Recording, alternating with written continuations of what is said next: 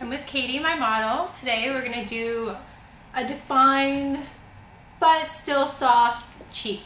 She already has great cheekbones. She has a very wide face, so it makes it a great palette. I'm going to be using a smaller chisel blush brush. It's smaller. I think you always have more control over what you're doing. It's thick and it's definitely a little bit stiff. You don't want it too soft or you won't have any control in what you're doing. I'm using a mineral makeup.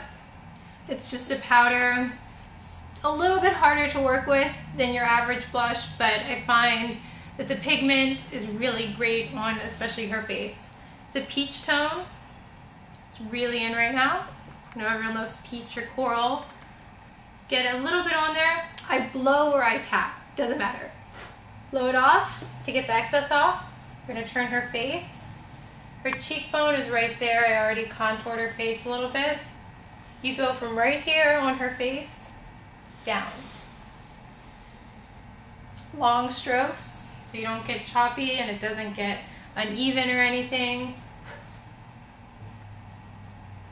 You can go back and forth. You can just do fast one strokes.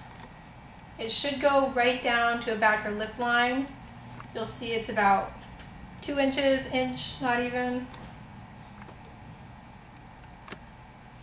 Then I take it and I go down and blend down, or up, both.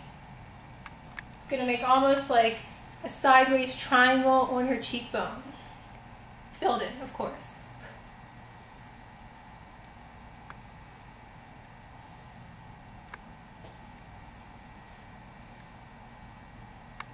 You can be liberal because I always find after you put powder over it, it covers it up, becomes a little bit less noticeable. I'm going to take a concealer. I use the Eve Pearl Salmon Concealer, Salmon Magic Concealer, and it really is magic. It has treatment in it to cover under eye bags, as well as it's the best concealer for under eyes. I use my finger.